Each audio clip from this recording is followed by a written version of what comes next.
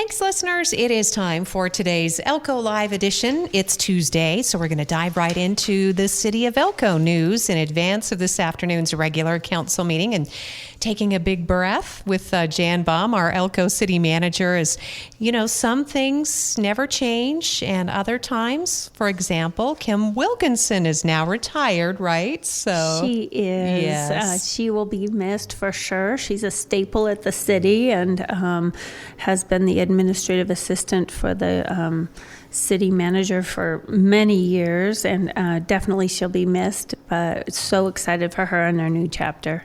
So the City Council will meet in regular session this afternoon, and you are continuing the search for replacing her position, right? Yes, we are. Actually, the position closed, I believe, last week, and we had a lot of applicants, which is exciting. And so yes, we'll start doing some interviews. I believe it's next week, and and I'm we'll miss Kim, and she'll be hard to replace, but we got to go forward. So yeah, we'll definitely do that.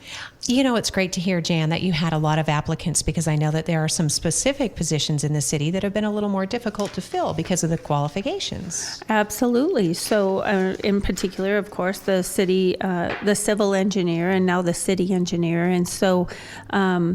Those are two positions that have been open for a while. The civil engineer we've had open since December, I think, or early January, and it's just a difficult skill set to find anymore. And the city, of course, would prefer somebody that had a PE, or at least the ability to get it to PE, and that makes it even harder to find. But we're hopeful with the council agreeing to a kind of a reorganization of the city in a sense, and adding the city engineer position, which is an appointed official. And that person will act as the city engineer / public works, and which really go hand in hand, managing those kinds of projects. And so we're hopeful that we can fill that position. And then while we're at it, I might as well just mention all of the openings we have. So just currently, I believe this morning or yesterday, we opened the code enforcement officer position again. Unfortunately, we thought we had that filled, and it was not. So we've reopened that, and that's an exciting position because you get to interact with the, outside and the public, as well as with the staff inside the city. And then there are some water sewer laborers open, and the police patrol officers, and then part-time animal shelter employees. So if somebody's just looking for a little part-time position and loves animals, then that would be a great position. So anyway, I just wanted to mention those while we're on the radio and visiting about open positions. Thanks, Jan. I'm so glad you did. Visit elkocity.com, right, to find where you can apply for those jobs. Absolutely, yes. Go to Human Resources, and all the openings are there, and you can click on the link and fill in the application right there. Perfect. So right at the top of the agenda for today's 4 o'clock meeting under consent agenda, well, this is exciting news. Elko has 2 newly established firms, Haley and Aldrich Inc. and Sandbell. They were formerly Summit Engineering, and now you're going to add them to the city's engineering shortlist for projects going forward. But it's always nice to see, as you said, growth and change, and these 2 groups, one is merged with another to create a new firm. Absolutely, yes. It's exciting to see a new firm in town. And then, of course, Summit Engineering is now Sandbell. And so the city of Elko, I believe we approved the list in June or July, and this list will last about 3 years. So council made the decision to keep the list kind of open per se, so that if a new firm came into town or there was a change in ownership, then entities could request to be on that engineer list. And that's important. We use a lot of engineering services, especially right now without having a city engineer. So, it's good news. And on the topic of good news, more employee introductions. At least 2 new people have been added to the city roster. Absolutely, yes. So we have Deanna, who has joined the finance staff in with our accounts payable primarily that's what this person does, is accounts payable, but she's in the finance department there at the utility office. So we're excited to have her. And then Jared Schroeder has joined our water sewer department. So I'm excited to have him as well.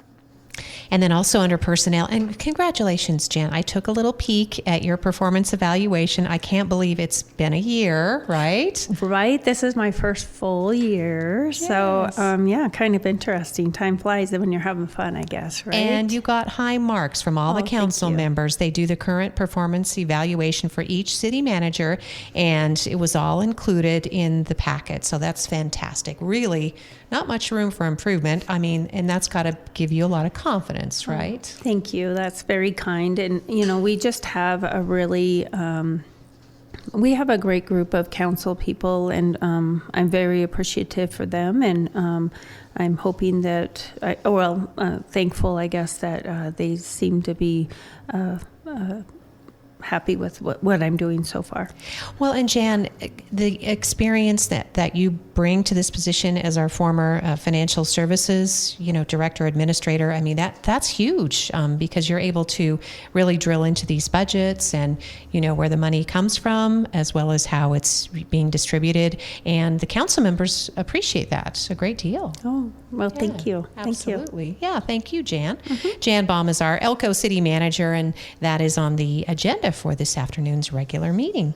Let's see, moving on to the next. Oh, it's slurry seal season, and I've been driving on some really nicely improved roads. That's great. They did a great job, didn't they? The contractor that comes and does this slurry seal, they do a great job.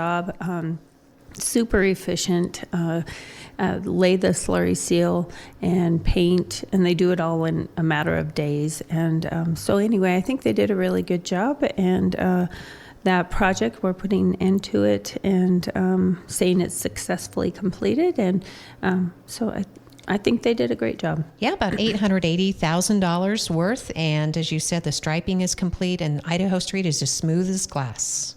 Yeah, exactly. I know the only person that can see little things in it is Paul Algerio, our superintendent of streets, but he's got a keen eye for that kind of thing. And, yes. I'm just a user of the streets, and so I think they did an amazing job, and he does too, actually. Yeah, had the occasion to visit some, places out of town, and I thought, wow, our streets are in really good shape compared to some other communities right now. So right, Paul does a great job of managing that, and we do know there are some streets out there that need some major undertaking.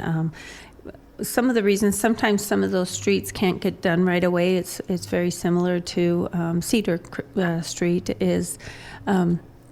When you dig those streets up, a lot of times you also have to do a lot of water infrastructure as well as just paving. So it's a major project when we have to dig up a whole street. We do know there's a couple out there that absolutely need it done, and they're on the radar and on the 5-year capital improvement plan. Yeah, we should mention that was talked about during the recent meeting, and that the Water Street repair project, the bids were out of range, and so I guess you'll have to be revisiting that one. So, but again, the city is very aware, and I think Union Pacific is being asked to reimburse along Water Street where the train derailed there.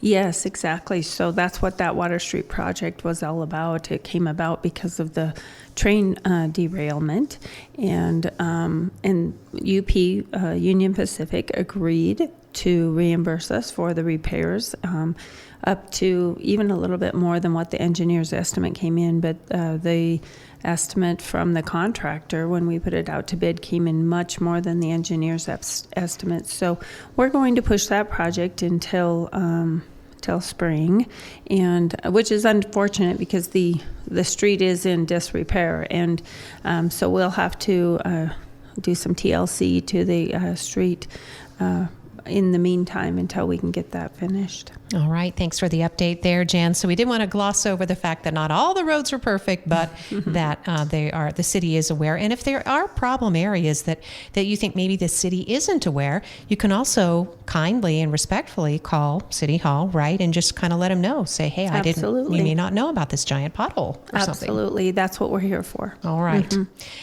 Moving on and looking at unfinished business, more discussion on the Shady Elms Mobile Home Park, Jan, and we're hearing from all kinds of people about efforts underway, and hopefully progress is being made to eliminate this latest nuisance. Absolutely. So I did drive through there this morning, and there's some movement there, so some cleanup, and which we're greatly appreciative of, and so they are going to present a timeline and detail a list of what they're going to, how they're going to clean up the property, and so we will hear that as information only, non-action item. And then the next item is, that item was tabled from last meeting. And so based on their timeline and what they present to council, then council can decide whether they want to act and go further into the nuisance process, or if they just want to continue to monitor the situation.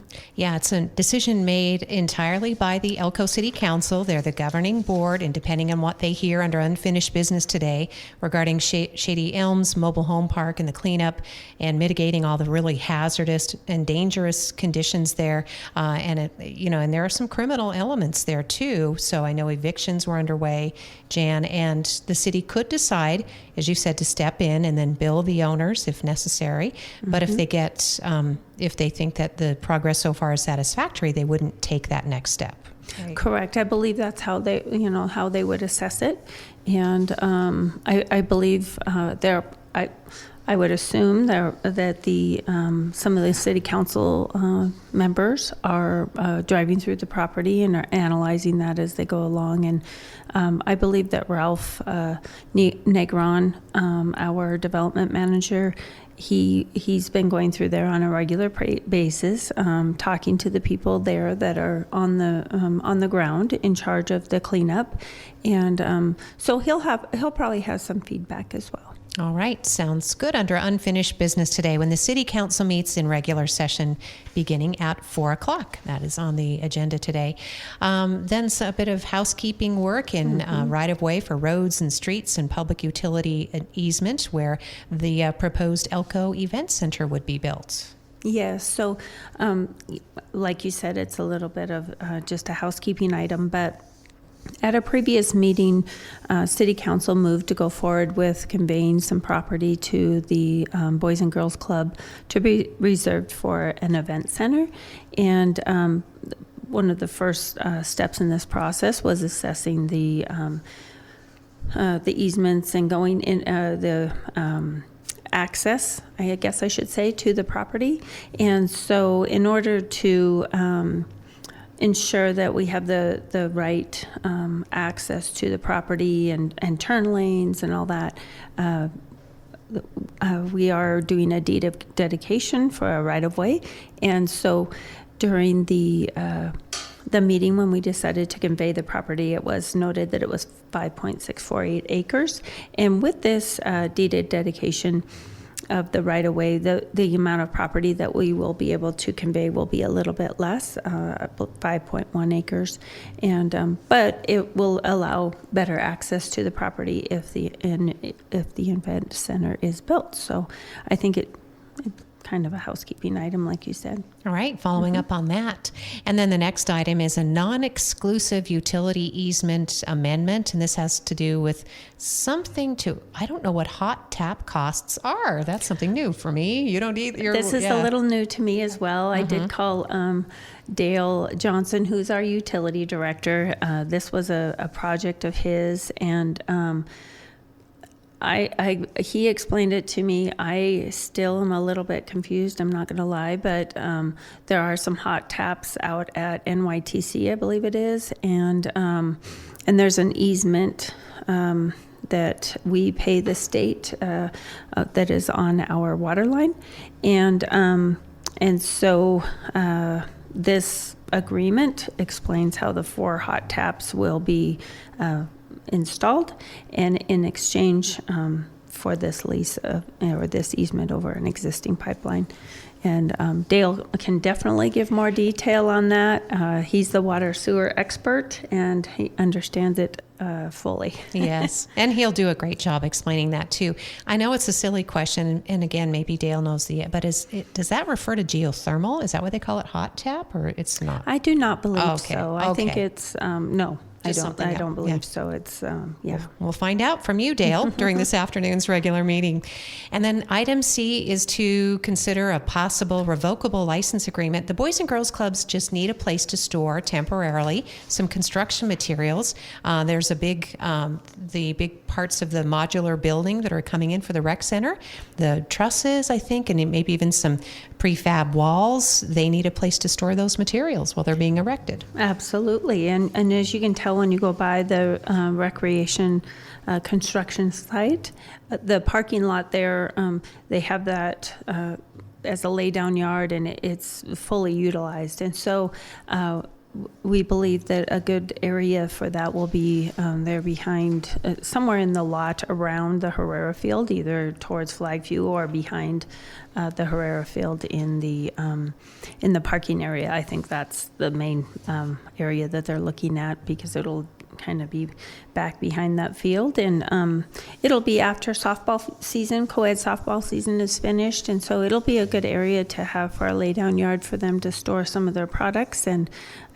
as you know, we're all anxious to get that project finished, so happy to help out there.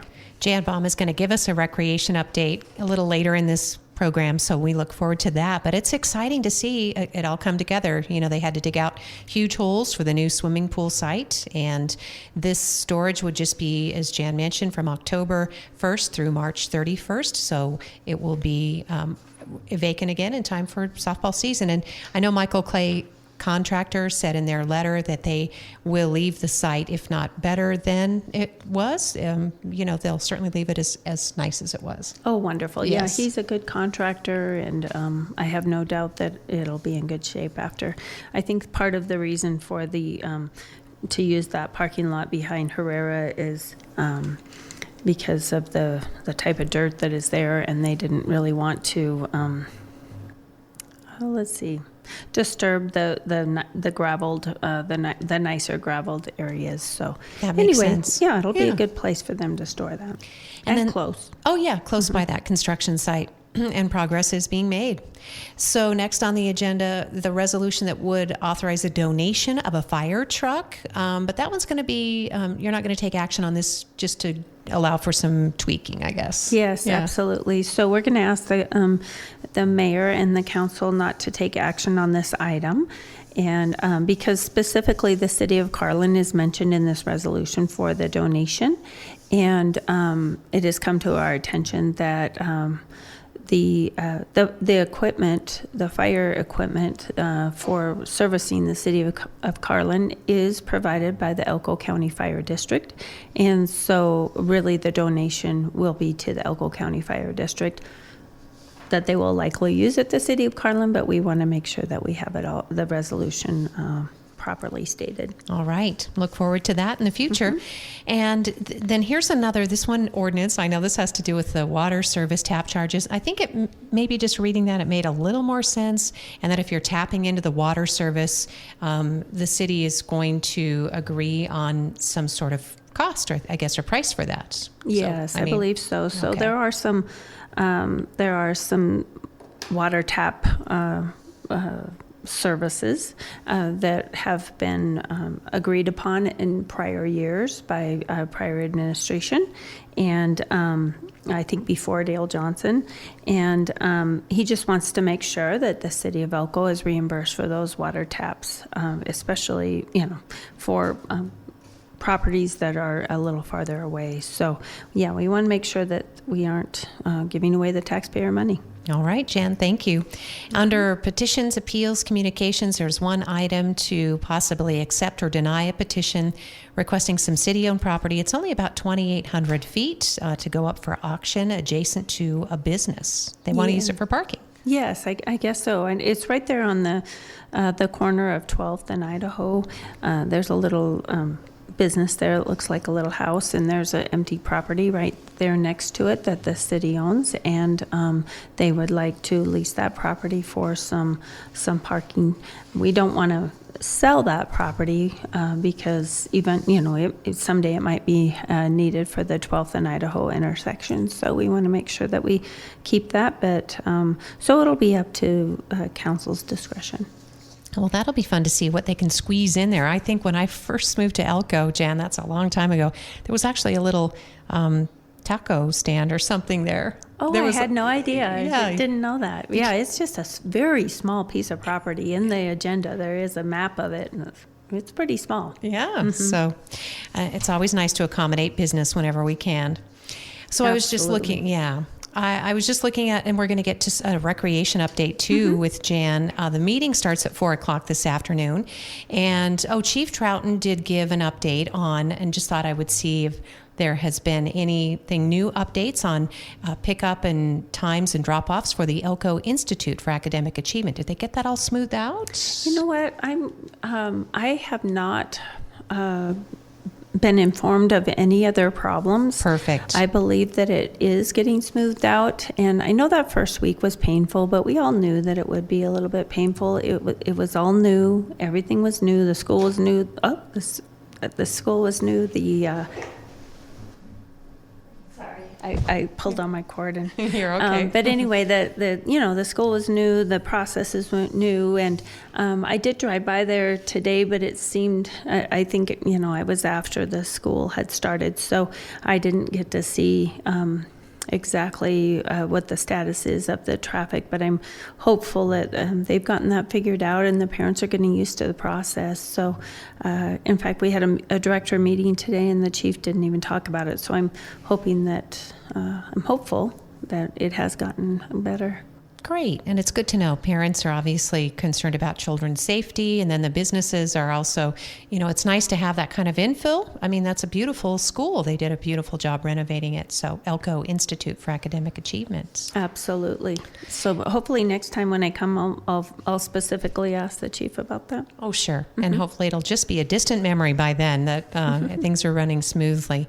And then on to, as we've been talking about Dale Johnston a couple times, our utilities director. He and Jim Kerr went to Carson City and they met with the Board of Financing, and they favor the city's water modernization project. This is actually pretty big news. It absolutely is. And so that we've been working hard on this for about a year, and council gave us the authority to go forward with this project. And what the project entails is ensuring that every resident in the city of Elko will be on a meter, and the amount of money that we anticipate the project will cost is approximately $15 million, and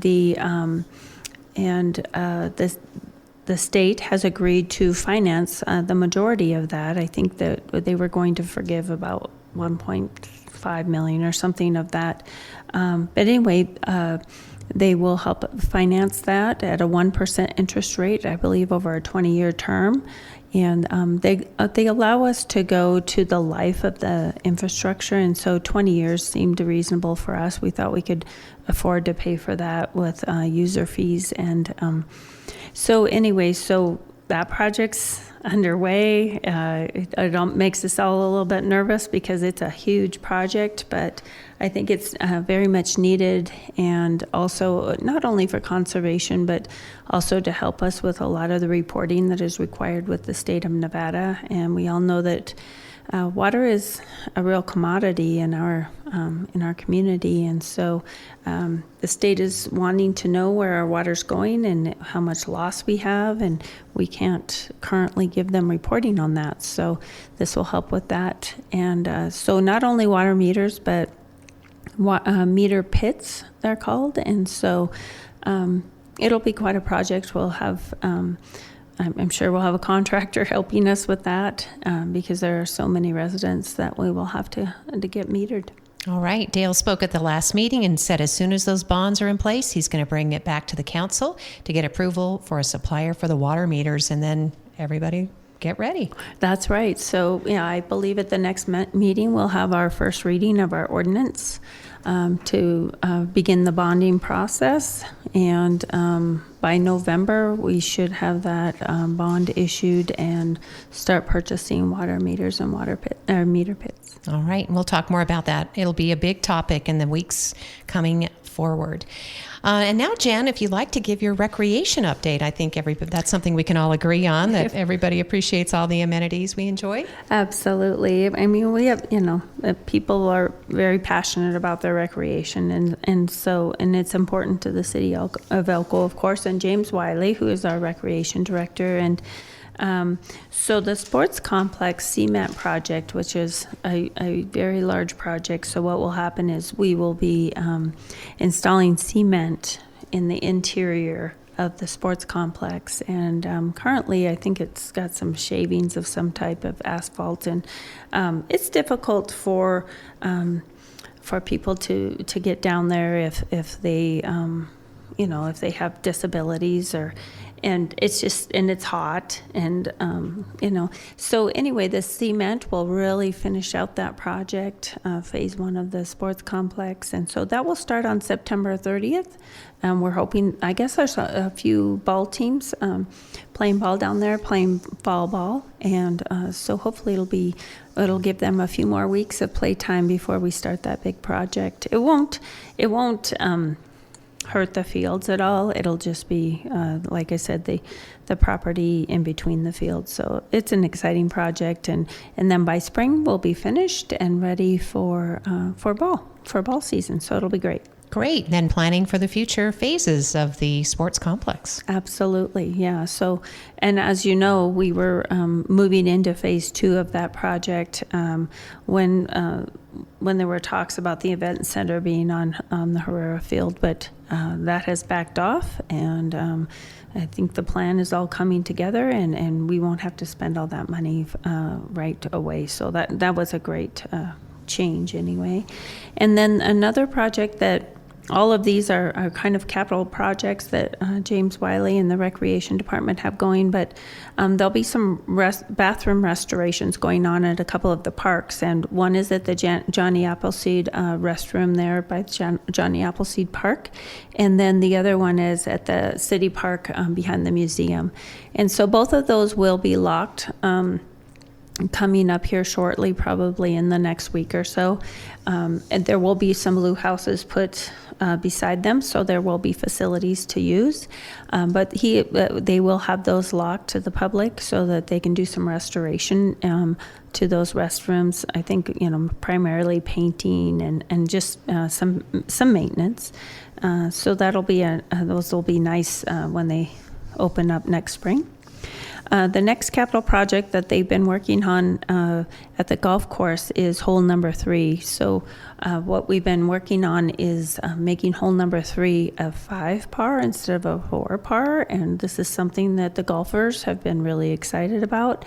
And we're coming to the end of that project. It doesn't look real great right now, but that's because we've disturbed the grass, and the new grass is planted, and he said he's seen a little bit of color there, and so that'll be it's been played as a 5 par, I believe, for the last 2 seasons, but it'll be officially a 5 par, and so that project is coming to an end. And then the last project that we have going with the recreation is at the end of September, I believe September 27th and 28th, we'll have the archery shoot up at the Snow Bowl. And this is a great event for us to kind of kick off the Snow Bowl season, make sure that the lift is in good order. James Wiley has been working a lot on the Snow Bowl lift. And so it'll be a great opportunity. I believe what happens is the archery course starts at the top of the hill, and so the archery participants are able to ride the lift to the top of the hill, and it's a great opportunity to make sure that it's working well. He's done his final inspections will finish this week, and everything looks like it's in pretty good order. And so anyway, if there is anybody in the public that is interested in the archery shoot, you can go to elkoarcheryclub.org .org, and there's some information on the archery shoot there and how to become a participant if you're interested. That sounds great, Jan. It's always nice to see that beautiful facility used year-round, and that was always the intent, too, with some bike trails carved in and... Yeah, absolutely. Yeah. So there are bike trails up there, and I've been up there before when I've seen the bikers up there, and I think they really enjoy it. These avid mountain bike people, and so that's great. And so he's put so much work into that lift this year, and we've reconfigured the whole electrical system and put a new electrical panel in there, and so he's done a lot of work up there, and we're really hoping that the lift runs very smoothly this year, and hoping for a lot of snow. Awesome, Jan. Thank you so much. We know that there are a lot of other recreation projects. The Harp Trail has disc golf for anybody who's interested in that. There are some enthusiasts there. And we know that pickleball is still a work in progress.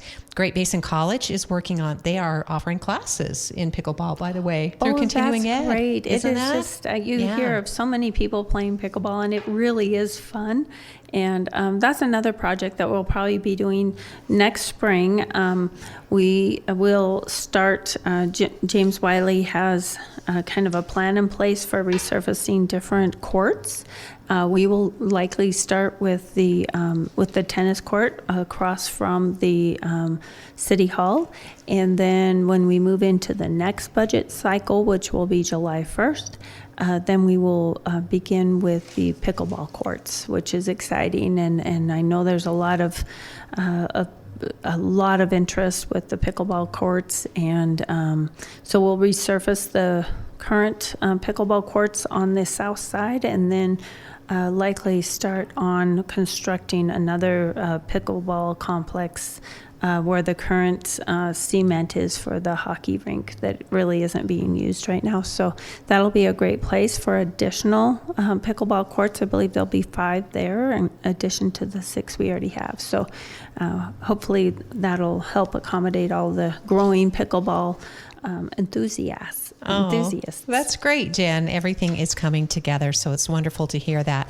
I did want to give a shout out to the brand new member of the Elko Arts Advisory Council. Casey Bennett was approved. Yes, so excited to have him. He seemed really excited, and